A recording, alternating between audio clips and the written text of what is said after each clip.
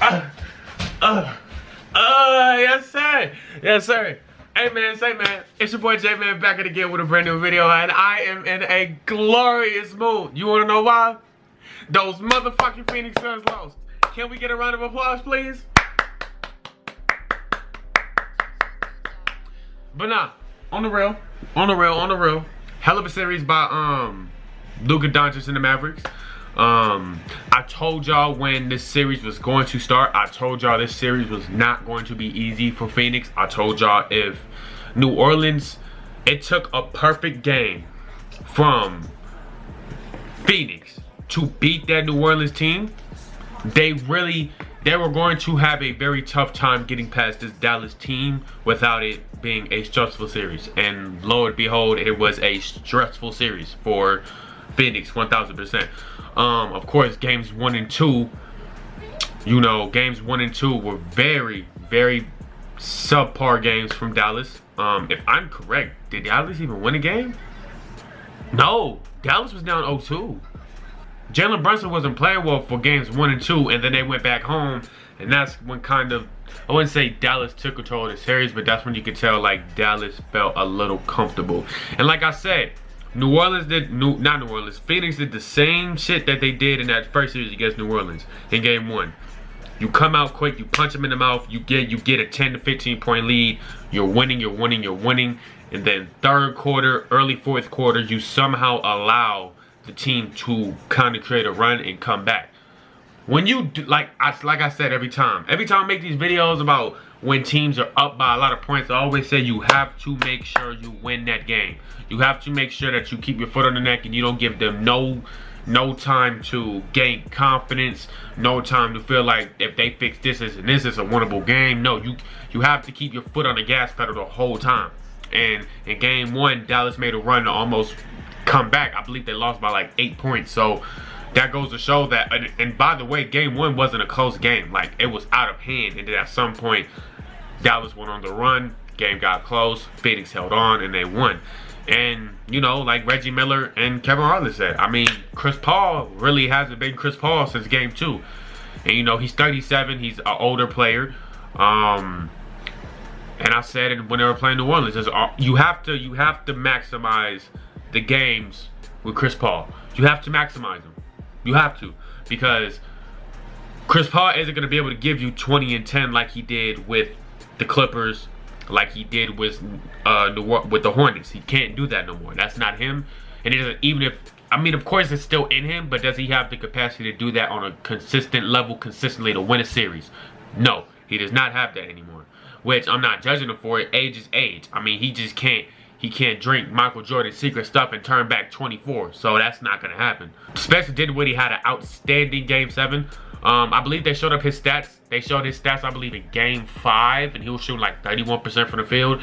And, I was looking at it. And I'm not gonna say I called it.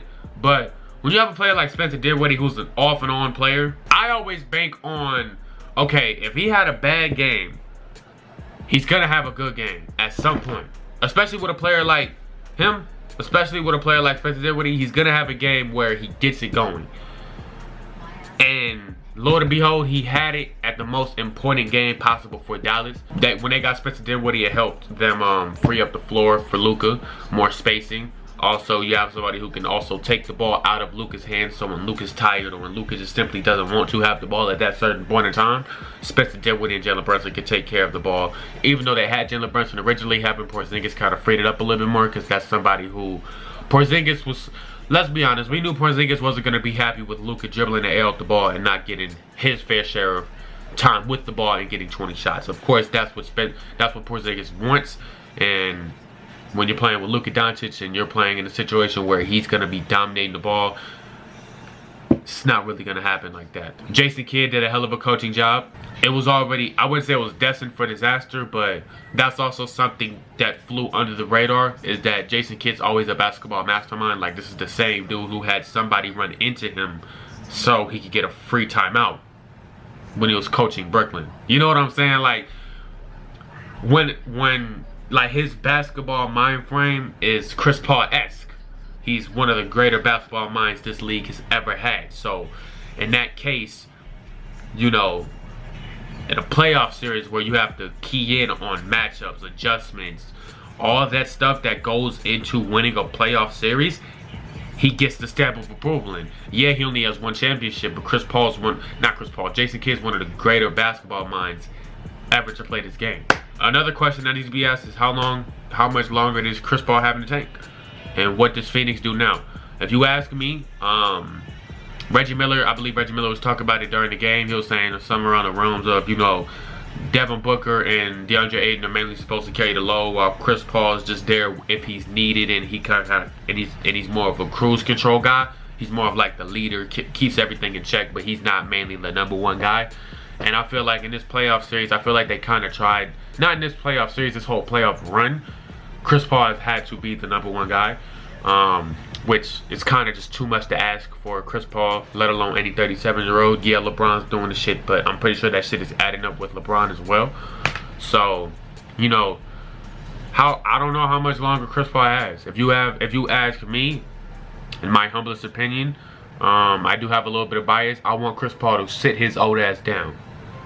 Go take care of your kids, bro. Go take care of your kids. Go be a family man, bro. It's time's up. Hang that shit up. You had 2 great chances to get a championship with this year and the year before. And both situations you were up 2-0 and you lost. It's very tough, you know. And now is Chris Paul actually going to retire? Probably not. I mean, he's still under contract. The team isn't a situation where they need to leave. Not where they need to leave, but you know, where they have to blow it up or it's ran its course. It's still not ran its course yet, but they still have to get drastically better. And also something that goes into effect as well, DeAndre Ayton needs to get paid. And it's going to be very interesting seeing how this contract situation goes out when in the most important game, you couldn't give me shit. DeAndre Ayton had 5 points, 4 rebounds, 2 assists on 2 of 5 shooting, 1 of 4 from the line, 1 steal, 2 turnovers, 3 personal fouls in 17 minutes. It's going to be very interesting to see how this DeAndre Ayton situation, his contract situation goes, because I believe DeAndre Ayton wants something around the realm of the max. I'm probably baking that he thinks he is a max player. In reality, he's not a max player. It'll be interesting to see what type of contract he takes or is willing to take, and also what is Phoenix willing to pay. So I will keep my eyes very close on Phoenix, because Phoenix, with this loss, how they lost in this way. Like if they would have lost Game 7 by like 10 or 5, or if they lost in a close game, I promise you, I really wouldn't be on this case. I wouldn't have came in this bitch gritty, and I would have been chilling. Like I would have been, you know, hell of a series. But to lose in that fashion, where at halftime Luka Doncic had the same amount of points as y'all had as a fucking team. Y'all scored 27 points in the first half. Bro, that's high school shit. I don't think that a nucleus with DeAndre Ayton and D-Book as your 1-2 punch is going to remotely come close to winning you a championship. So I think you need somebody else on that team, or they need to get somebody who can develop, who they can get that can get 20 to 25 a night. But yeah, let me know what y'all think about this series. Is Phoenix over with? Do you think Phoenix needs to keep everything together? And do you think this year was just a bad year? Do you think they need to blow it up? Do you think Chris Paul's leaving? Do you think, not Chris Paul's leaving, do you think Chris Paul's retiring? Do you think DeAndre Ayton is going to resign? Do you think that Phoenix isn't going to give him the money he wants and he's going to want to leave? Let me know what you think in the comment section. And then other than that, bro, I will have my Eastern Conference Finals and my Western Conference Finals breakdowns coming soon. And yeah, man, make sure to like the video, comment, and subscribe if you're new. And then make sure you hit the notification bell so you get notified whenever I upload. And yeah, man, I'm out, bro.